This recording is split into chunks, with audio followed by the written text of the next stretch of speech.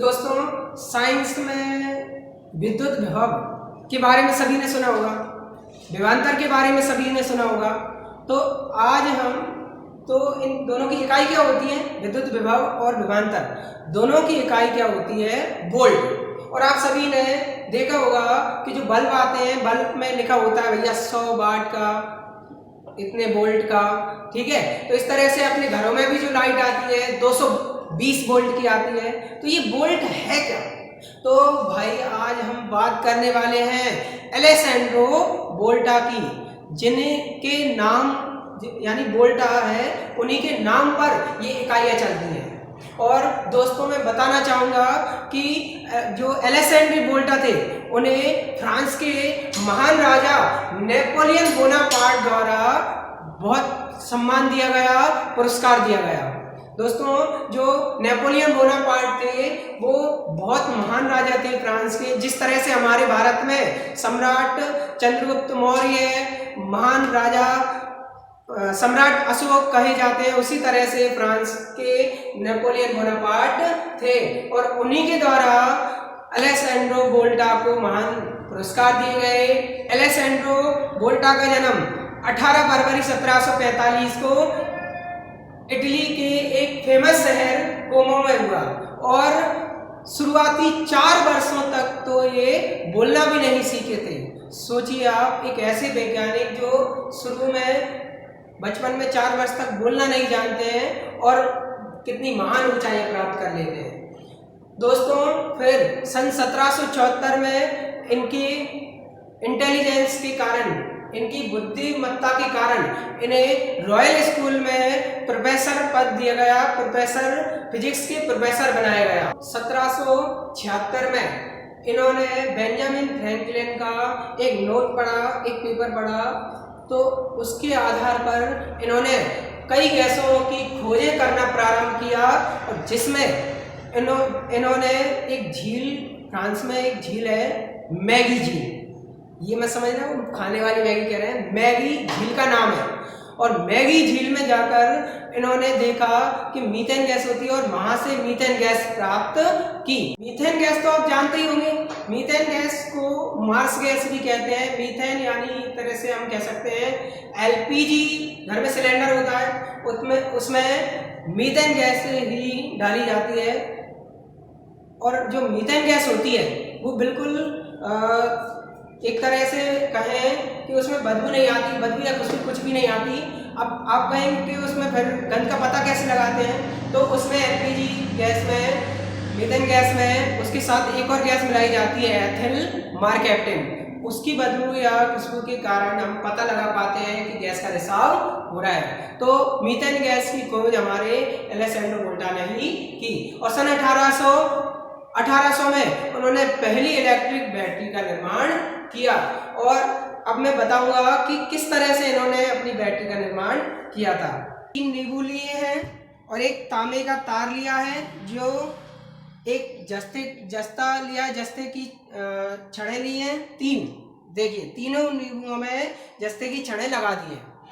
जो जस्ते की छड़ है वो कैथोड का काम करती है और जो तांबे की छड़ है वो एनोड का काम करती है। जस्ते की छड़ कैथोड का काम करती है, तांबे की छड़ एनोड का काम करती है। तो आज हम इसमें रासायनिक ऊर्जा से विद्युत ऊर्जा उत्पन्न करेंगे। रासायनिक ऊर्जा मतलब क्या? रासायनिक ऊर्जा मतलब कि इसमें विद्युत अपघट्य के रूप में अम्ल है जो विद्युत अपघट्य का कार्य करेगा। उसमें रासायनिक ऊर्जा, वो रासायनिक पदार्थ है। अम्ल क्या होते हैं? रासायनिक पदार्थ होते हैं ना। तो अम्ल क्या करेगा?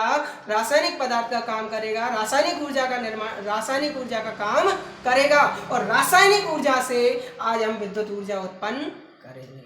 तो इसमें एक मैंने रंगीन बल्ब लगा दिया है, इसको जलाकर दिखाऊंगा मैं। इस तरीके से आप बना सकते हैं। देखिए, इसमें एक लगाना है, एक जस्ते की छड़, जर्मन का तार, कुछ भी लगा सकते हैं आप, और तांबे का तार मैंने लगा दिया। तीनों नींबुओं में सेम प्रोसेस है। और तारों से एनोड को कैथोड से, एनोड को कैथोड से मैंने जोड़ दिया है। तो देखते हैं, जैसे ही मैं इस नींबू में ये तार लगाऊंगा हमारा बल्ब जल के तैयार हो जाएगा। देखिए, ये मैंने लगा दिया है और देख सकते हैं आप, देखिए बिल्कुल रंगीन बल्ब जल के तैयार हो गया है। देखिए बिल्कुल सिर्फ 3 नींबुओं की मदद से आज हमने लाइट बना ली है, सिर्फ 3 नींबुओं की मदद से।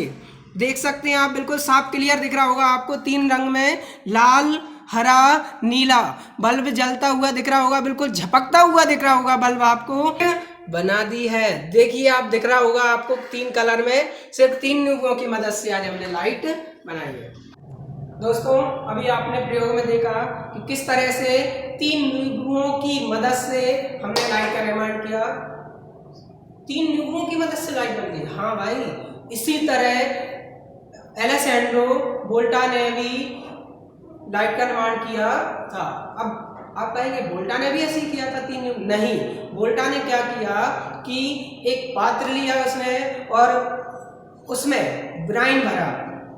ब्राइन मतलब कि होता है नमक का पानी, और उसमें कॉपर और जिंक, कॉपर यानी तांबा और जिंक यानी जस्ता, 2 इलेक्ट्रोड लगाए उसमें। जिसमें जिस तरह देखो, कॉपर क्या करता है, एनोड का काम करता है, और जिंक यानी जिंक जस्ते का जो छड़ होती है वो किसका काम करती है, कैथोड का कार्य करती है। कॉपर एनोड, जिंक कैथोड, इस तरह से। और जो ब्राइन है वो विद्युत अपघट्य का कार्य करता है, और उसमें आयनों के विनिमय के कारण विद्युत इलेक्ट्रॉनों का प्रभाव होता है।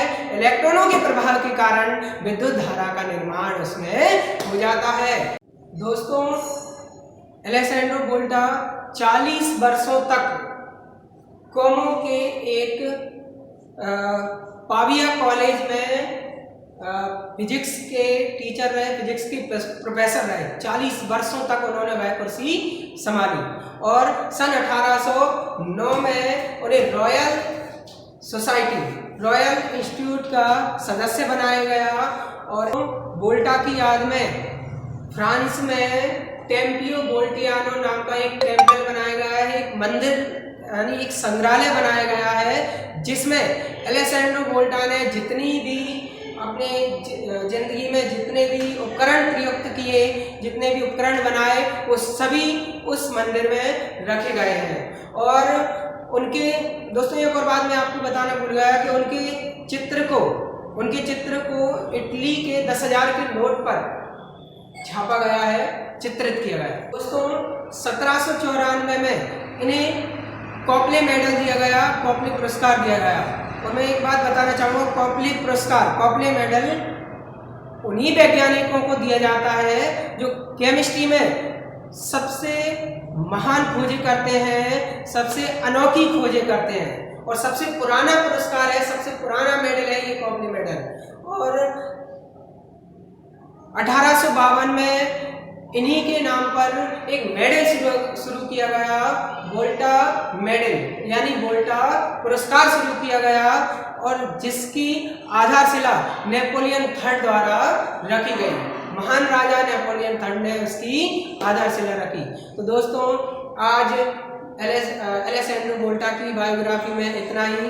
अब मैं इजाज़त चाहूँगा, और कृपया हमारे चैनल को सब्सक्राइब करें। Thank you.